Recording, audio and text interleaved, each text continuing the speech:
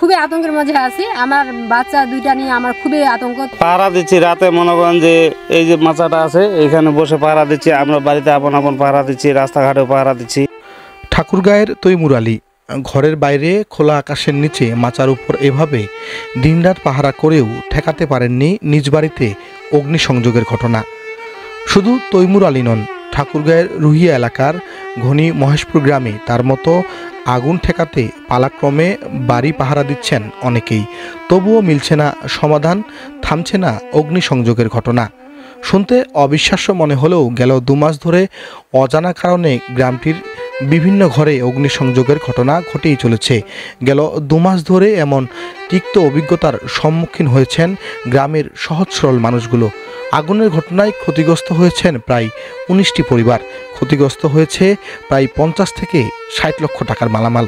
এখানে আমাদের হঠাৎ করে আগুন লাগে, কিছুদিন ধরে প্রায় 2 মাস যাবত হঠাৎ করে আগুনের মানে কোনো পাই না, হদিশ পাই না, কে লাগায় কে হারা লাগায় কোনো হদিশ পাওয়া যায় না। কিন্তু এইভাবে আমাদের যে ক্ষতিগ্রস্তগুলো হচ্ছে, পাহারা দিয়ে চারিদিকে বাতি দিছি কারেন্টের, তারপরও পাহারা দিয়ে কুলে উঠতে পারতেছি না। লোকজন কাজকাম সারাদিন কাজকাম করে আর রাত্রেবেলা যে ঘুম মারে, তো এই লোক তো সারাদিন কয়দিন থাকবে। আর আমরা খুবই আতঙ্কের মধ্যে আছি। আমার বাচ্চা দুইটা নিয়ে আমার খুবই আতঙ্ক। 3বার আমার ঘরের পাশেই আগুন ধরাই দিল। এই 3বার আমার শোয়ার ঘরগুলা জ্বলে যাইতো। তো আল্লাহ আমাদেরকে রক্ষা করার মালিক, আল্লাহ রক্ষা করছে। তা আমরাও চেষ্টা করতে ফায়ার সার্ভিস পরে আসে ওনারাও কিছু আমাদেরকে রক্ষা করছে। তো এইভাবে আমরা সেদিন রক্ষা পাইছি, নইতে আমরা রক্ষা পাইতাম না। আমাদের যে অবস্থায় আগুনটা মানে উঠছিল।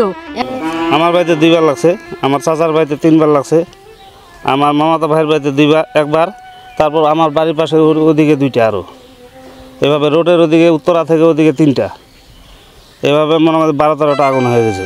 2 মাসে চাচা মোটামুটি 12 থেকে 13টা আগুন, একদিনে লাগিয়েছে 3টা। সে মনে হয় এই পাশে আগুনটা নিবাহেনে একটু 10-15-20 মিনিট অপেক্ষা করি, ফের আবার দেখি এক সাইডে আগুন। এভাবে 12-13টা আগুন, মানে কে বা কাহারা যাচ্ছে।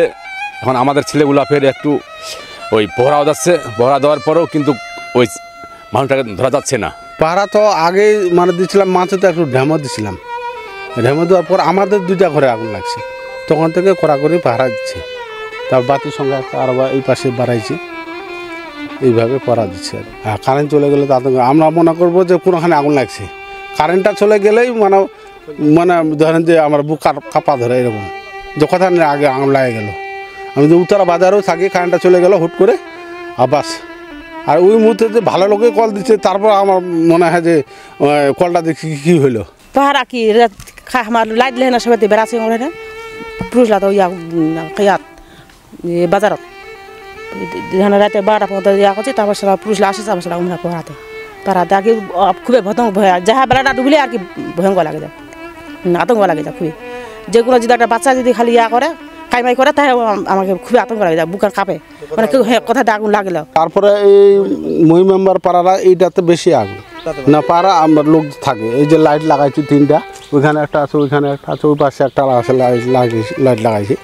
আর এই খাড়াটাতে আছে, এটাতে বসে থাকে, আমি থাকি, চাচা থাকে, ছোট চাচা থাকে, এরকম বেশ কয়েকজনে মিলে থাকে, অদল বদল করে থাকি। আর এই ঘটনার পর এলাকায় নিয়মিত পুলিশ টহল দিচ্ছে বলে জানিয়েছে স্থানীয় প্রশাসন। তবে এই অবস্থা থেকে মুক্তি চান পুরো গ্রামের মানুষ।